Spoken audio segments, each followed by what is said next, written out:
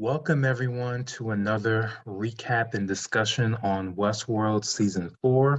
We just wrapped with episode 3, an amazing episode, a lot to unpack, so let's get right into it. Let's start with number one, the title of the episode, which is a French term.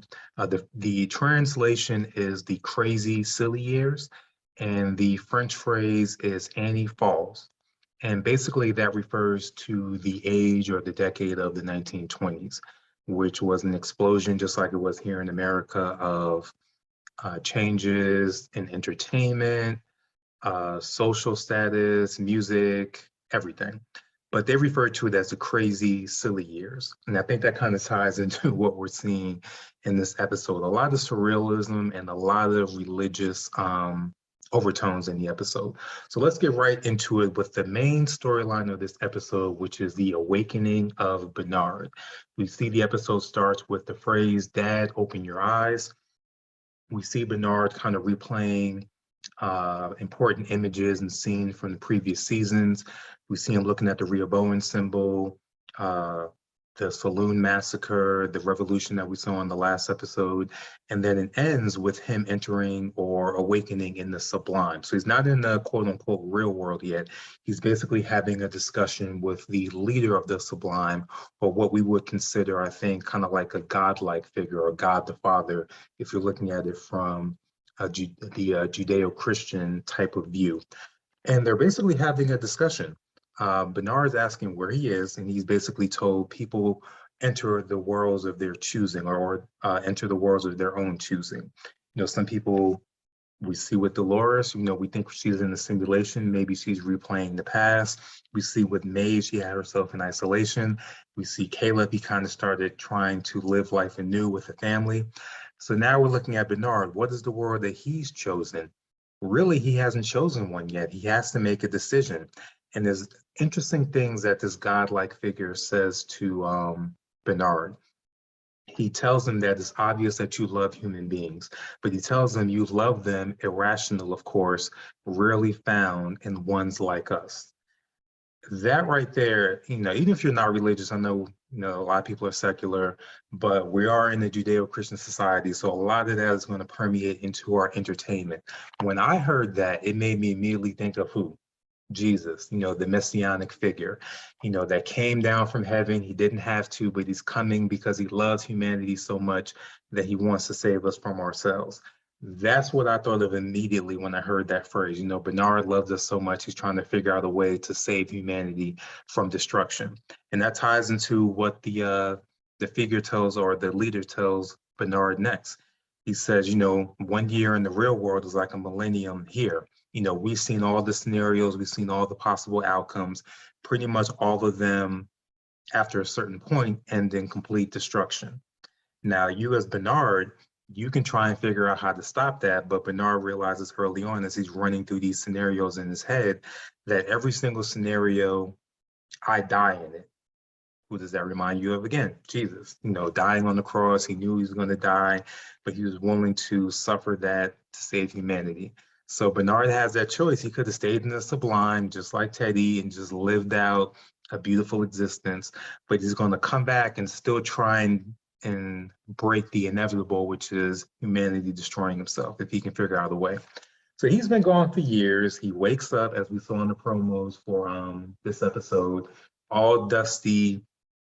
Stubbs has repaired himself. He's basically just been chilling, waiting, didn't even clean up the room, letting dust all over the place, waiting for Bernard to come out of quote unquote robot heaven, as he called it. So Bernard's awakened. He has a new mission. He knows all these potential outcomes. It's almost like, you know, Neo in the Matrix. He's seeing all these outcomes, but he's going to try and come up with a variant to save humanity. But at the same time, he knows all these previous scenarios that are going to happen. He knows what Stubbs is going to say. He knows Stubbs is going to find the shovel out there that they're going to need eventually.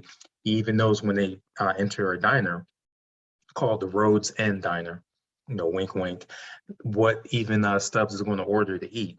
So a lot is hanging on Bernard. Now we can look at him as this kind of this messianic figure. Is he going to find a way to stop the inevitable from happening? And when I think of human destruction, based on what we've seen in the first two episodes, that probably refers to Charlotte taking over the world and pretty much eradicating humanity. That's kind of the destruction that I'm thinking of.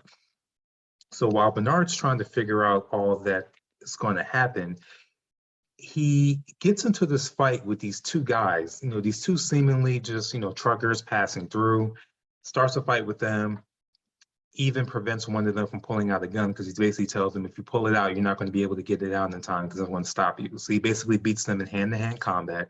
Turns out later on that these two were hosts. And what Bernard was waiting for was this appearance of a young lady. She's a rebel. We don't get her name in this episode, but from what Bernard tells us, she's basically one of the keys to saving humanity. So you have to slowly convince her that, even though they're strangers, him and Stoves, that they're on her side. She was initially there to meet the two people that were taken out, the truckers who ended up being hosts. So we already know Charlotte is basically, she has sleepers all over the place, sleeper hosts. She's trying to eradicate these potential rebels that Bernard is meeting up with. We see later on, which we'll discuss, that there was one that infiltrated Caleb's family. She almost has all the bases covered. This one is really hard to see how she's going to be taken down. But back to this main Bernard storyline, he eventually convinces her to take them to the Condemned Lands, which is where her rebel base is and where they're searching for a secret weapon that was buried underground. We don't know what that weapon is. Apparently this probably happened within the last 7 years since the revolution in season 3, but we don't know what weapon they're searching for, but Bernard mentions he can find it for them. And that's pretty much all that they need to hear. These Condemned Lands, we just know that they're out in the desert. I'm going to assume this was where the previous Westworld was. It's been roped off. They have laser beams to prevent people, or infrared beams to prevent people from infiltrating there.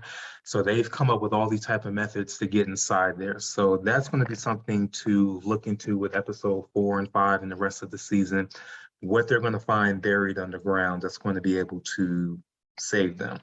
But we know that Bernard, it's so interesting. Yeah, he mentions he's going to die. So, of course, we're looking at he's going to have his quote unquote crucifixion or sacrifice moment for humanity. But I'm not so sure about that because he's mentioned that he's looking for a variant to prevent one of the potential outcomes that can save humanity, that will prevent destruction.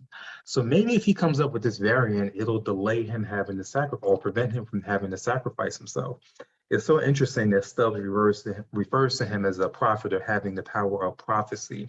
And normally when we think about that, we look at prophets as kind of like passive instruments for God. They basically can only carry out God's word, what God wants.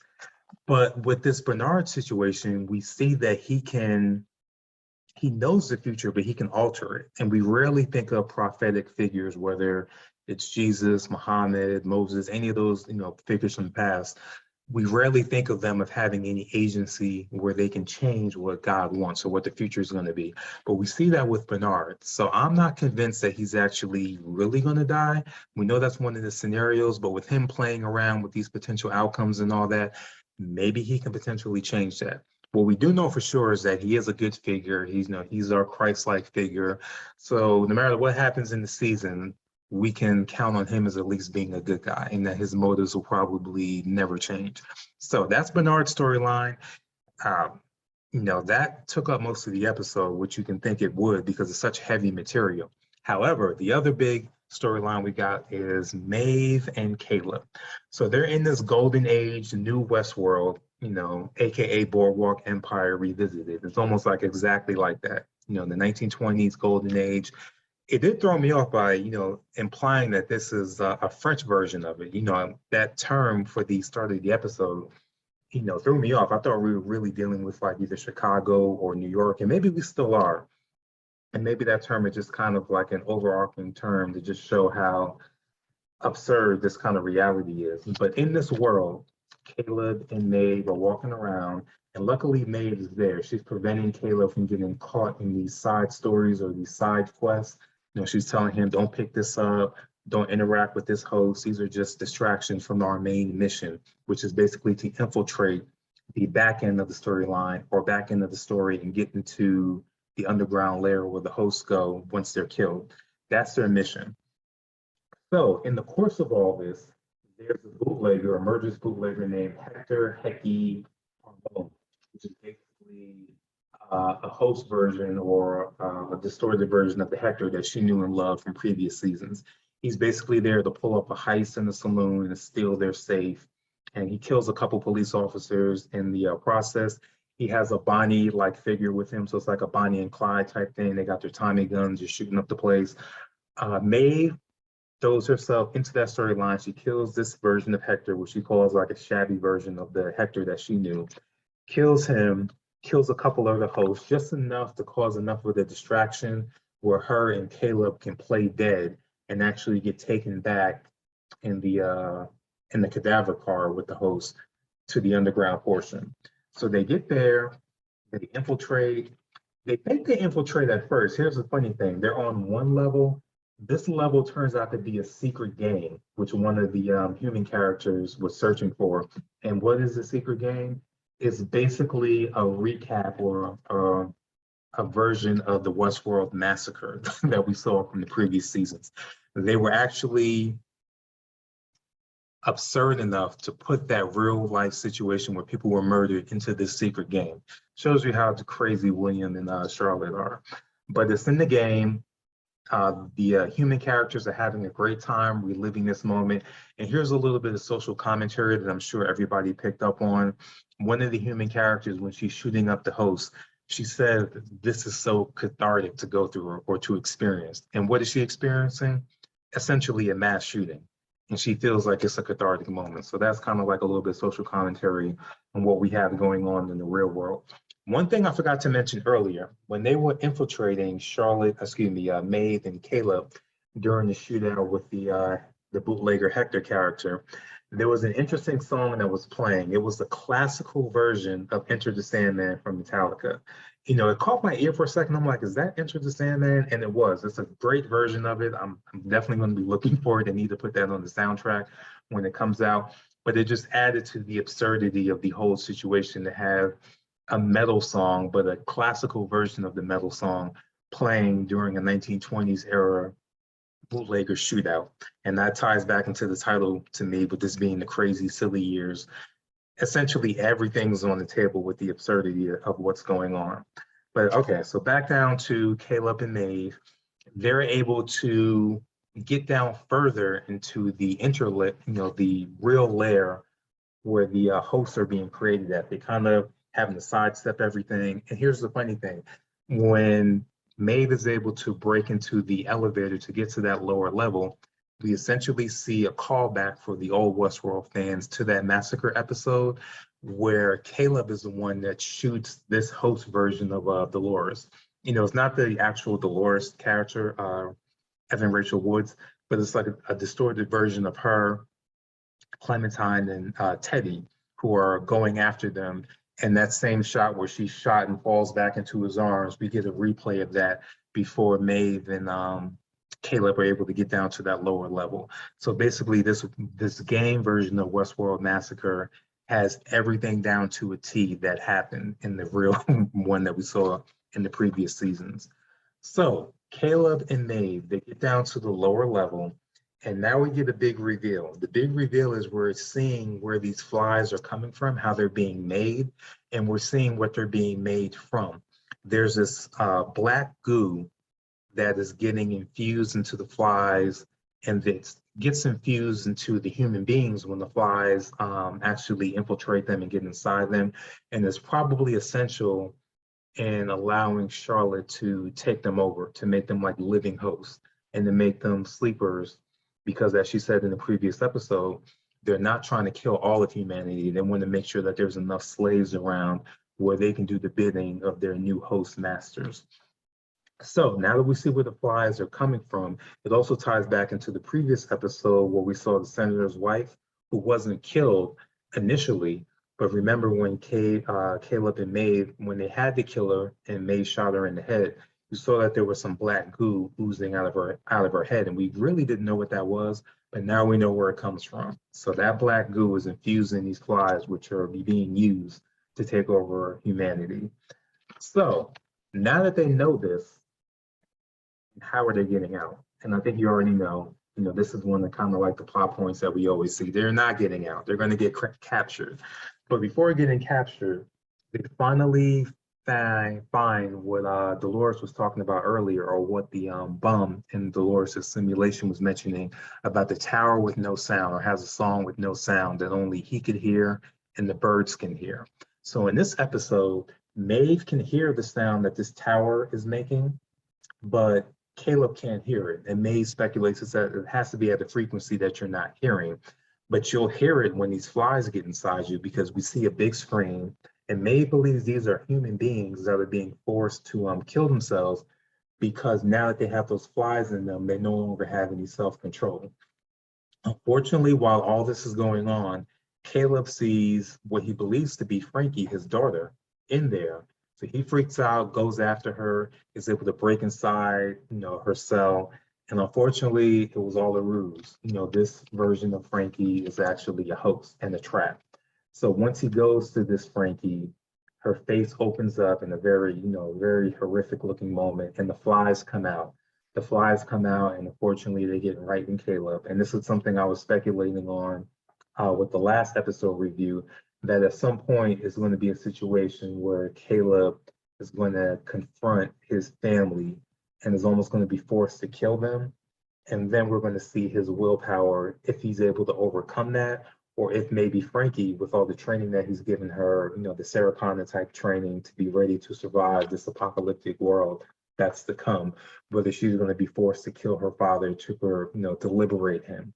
So we'll see that, once these flies are in you, it seems like you don't have any self-control. But as someone mentioned on the comment, Landa, make sure I give her credit, she mentioned in her comment on my previous episode 2 recap that Caleb is an outlier. We already know he has this inner strength that normal human beings don't have. He was able to overcome that training that was infused in him before, to kind of get out of the matrix and be a liberation figure in the last season.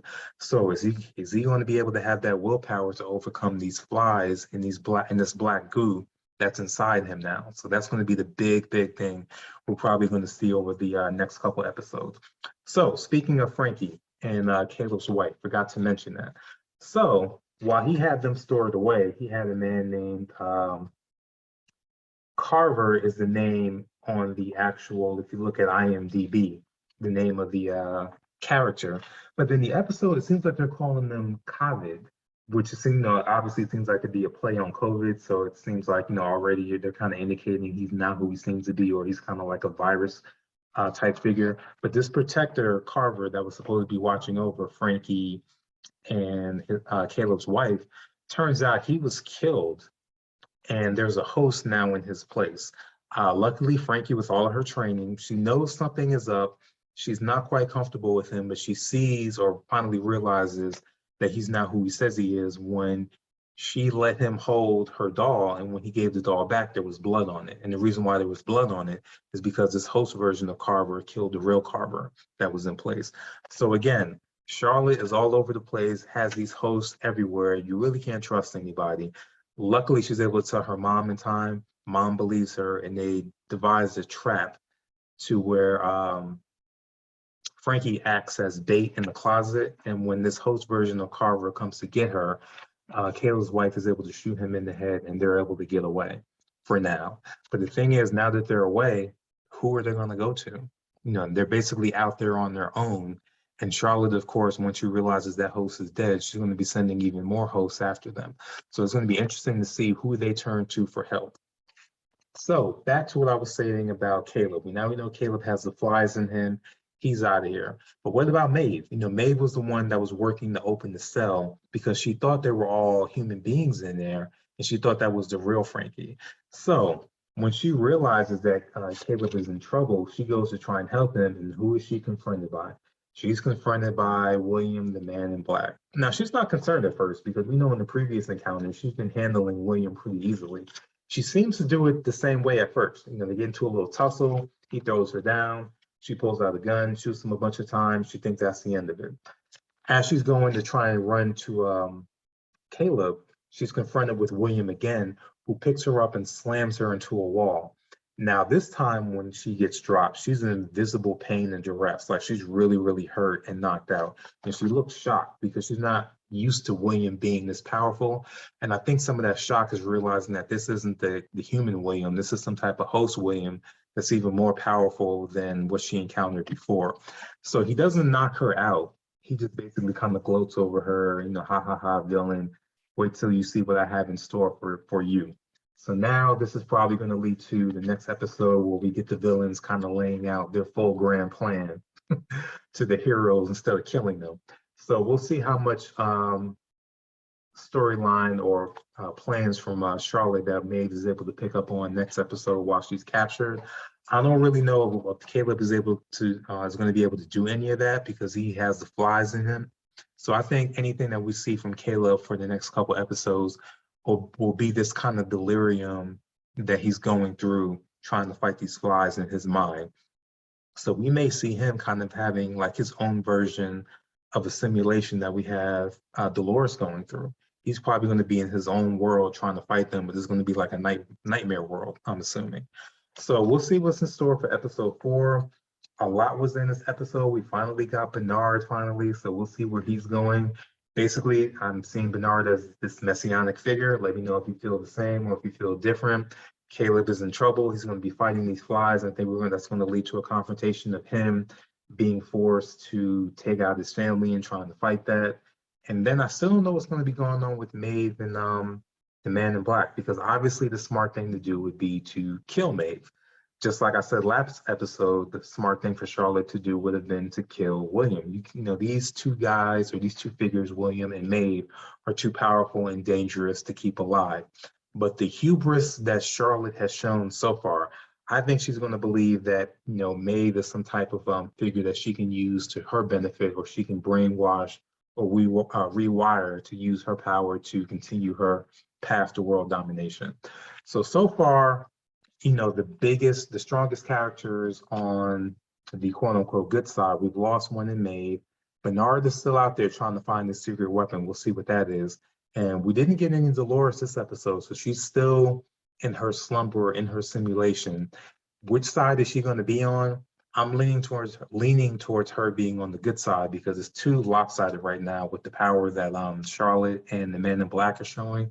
So I think when when Dolores comes out of her slumber, she's going to be the figure that kind of tips the power back to the good side. I think she's going to be conflicted for a few episodes, but eventually she's going to realize what Charlotte and the Man in Black are trying to do. It just is not going to benefit humanity or the world as a whole. The world is going to basically burn under them.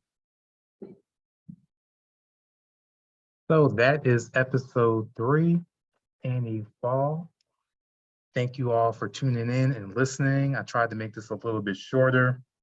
I know we've been going over 20 minutes, but there was just so much to unpack. So I hope you guys don't mind these kind of long episode recaps. I'll try and keep it under 20 minutes next time. We'll see what we have in store for episode 4. Keep in mind, we'll be having these reviews up every week, 10 p.m. Eastern on the dot, right after the episode ends. It will be as a premiere, but after the premiere is over, you can rewatch it on your time schedule whenever you feel like it. Appreciate you guys tuning in and looking forward to seeing you next week.